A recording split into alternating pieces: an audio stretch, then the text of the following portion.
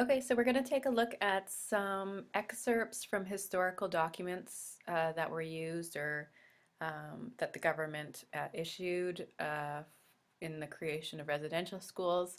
And I want us to sort of think about these documents as examples of, of certain keywords or ideas that we're talking about. So I'm going to introduce some vocabulary into our discussion of residential schools, and then we're going to look how at some historical documents and see how these words or key ideas are going to be exemplified by the documents. So the first one is familiar with that we've already discussed, but it's an example or a definition of assimilation. So this is the process through which one cultural group is absorbed into another, typically dominant culture. Civilize. To be civilized is to be part of a highly developed society and culture where there is evidence of moral and intellectual advancement. When Europeans came to North America, they felt their culture was more civilized than those that were already here. Colonization. Colonization simply is defined as the establishment of a settlement on a foreign land, generally by force. It is often used to describe the act of cultural domination. Enfranchisement is the means to gain the vote and is viewed by some as the right of citizenship. Under the Indian Act, enfranchisement meant the loss of Indian status. Indians were compelled to give up their Indian status and accordingly lose their treaty rights to become enfranchised as Canadian citizens. Eurocentric can be defined as a focus on Europe or its people, institutions, and cultures, assumed to mean white culture, which is often meant to be arrogantly dismissive of other cultures. So we've been talking about Euro-Canadian society as, the dominant or white culture. We'll continue on. So genocide.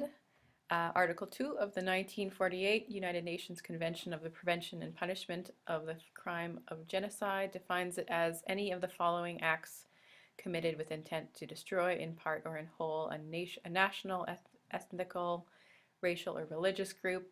As such, killing members of the group, causing serious bodily or mentally harm to members of the group, deliberately inflicting on the group conditions of life calculated to bring about its physical destruction in whole or in part, imposing measures intended to prevent births within the group, and forcibly transferring children of the group to another group.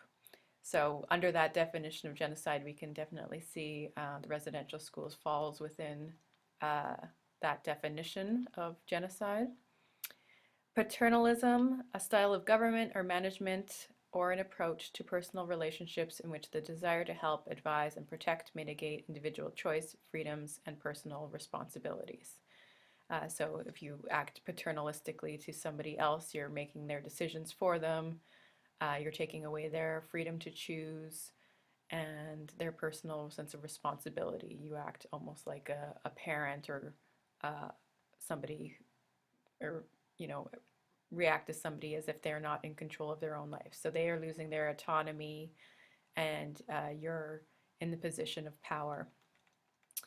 Racism is defined as prejudice or animosity against people who belong to other races, the belief that people of different races have differing qualities and abilities, and that some races are inherently superior or inferior. So this is an ideology, a system or ideal or belief that we can see is prevalent in the residential school systems and motivated churches and governments to view other, in this case, another group of people as inherently inferior and their culture as inferior, and then enacting, education as a way to assimilate into what they viewed as a superior culture, in this case, Eurocentric culture. And lastly, a stereotype is an oversimplified image or perception of a person or group. A stereotype can be an image or perception of a person or group which is based exclusively on well-known cultural markers, such as all Inuit live in igloos. Okay, so these are some very helpful and important key terms that we can think about, and I want you to sort of apply these terms as their example or evidenced in some of the historical excerpts that we're going to look at in a moment. Okay, so the first excerpt that we're going to look at is a quote from Duncan Campbell Scott, who was the Deputy Superintendent of Indian Affairs. And here it says, Duncan Campbell Scott was determined to find a solution to the, quote, Indian problem. He explained, and this is his quote, "I want to get rid of the Indian problem. I do not think, as a matter of fact, that this country ought to continuously protect a class of people who are able to stand alone. Our object is to continue until there is not a single Indian in Canada that has not been absorbed into the body politic, and there is no Indian question and no Indian department."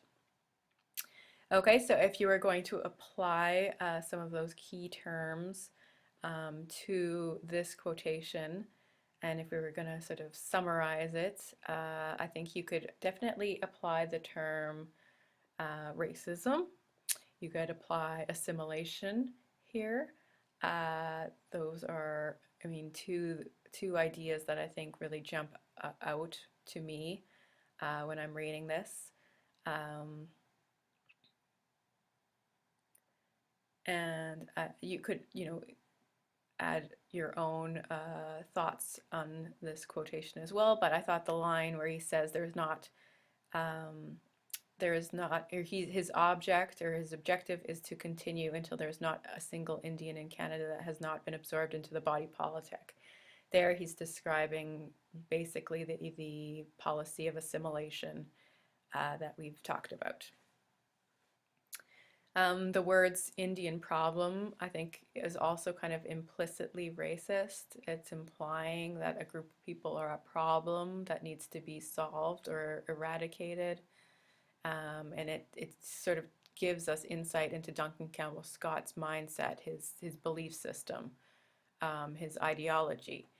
So I think there is evidence that racism could also be seen in this quotation. Next quote, this one is Dominion of Canada Annual Report of the Department of Indian Affairs for the year ending 31st December 1886. Speaker is Alex McKibben, Inspector of Indian Agencies and Reserves. So he writes, "The chief advantage of such schools is the removal of children from home influences, and consequently the more speedy and thorough inculcation of the habits, customs, and modes of thought of the white man. But to have all that exists in common between them destroyed, and to have them return to the reserve out of sympathy with that environment seems to the Indian parent a distinct disadvantage.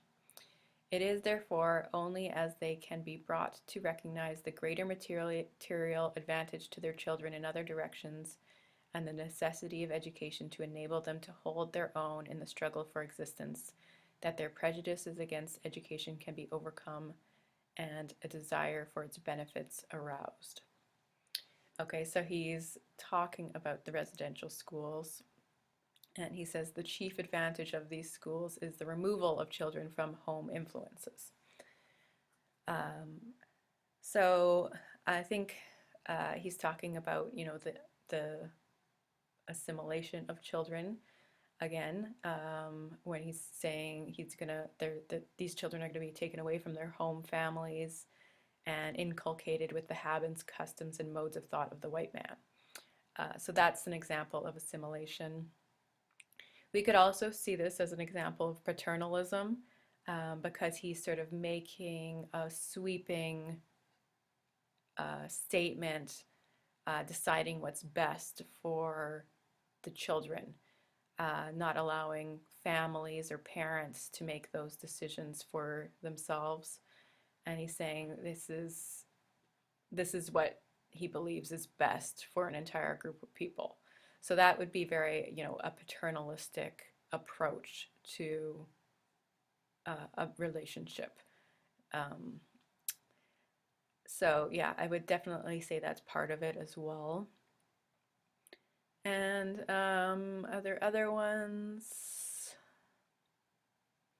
Other key terms that we could look through, yeah, you could say stereotype maybe.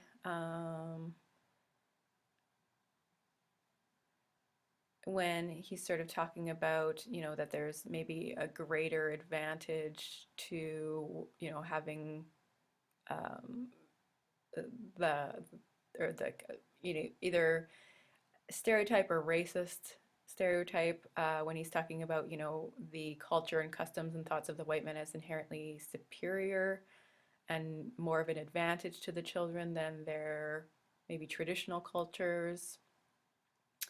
And he's sort of saying that families have prejudices against education. So he's sort of maybe grouping everybody together there and making a kind of wide sweeping stereotypical statement. Okay, and number 3, this is another one. So this is Dominion of Canada Annual Report of the Department of Indian Affairs for the year ending 31st December 1885. This is J. Huguenard, principal of Coppell Industrial School. So he writes, I am confident that the industrial school now about to be established will be a principal feature in the civilization of the Indian mind.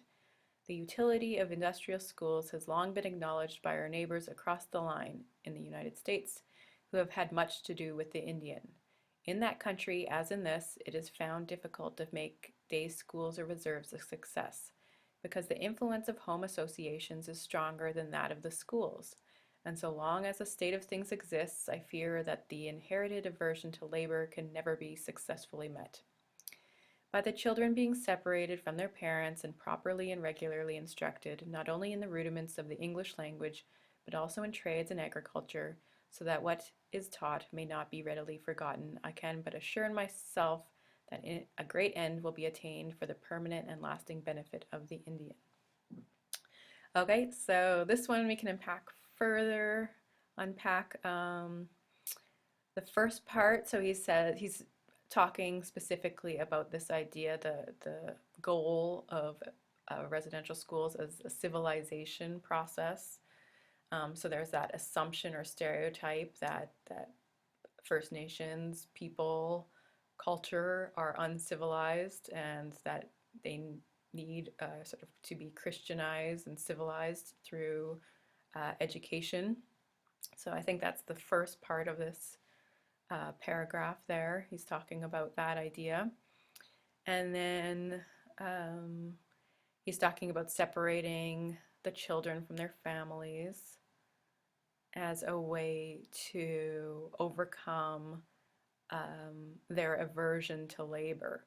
So he's making, again, a wide sweeping stereotype that First Nations families have an aversion to labor. So that's also a very racist stereotype that he believes in. And then he's making, again, a very paternalistic decree by saying, he can assure himself that they're doing the right thing and that they're going to have a benefit to those children and those families who have children in school. So he's very, very sure of himself and making this sweeping statement that what they're doing is right. And, we can see embedded in his words a very racist, very ethnocentric view of how he's judging the traditional culture. So yeah, we can see in these excerpts that if we unpack them and look critically at the words, there's a lot of underlying racism, and we can really see that, behind the surface of these maybe good intentions, there's a lot of underlying racism and paternalistic stereotypes and a power disparity being exemplified.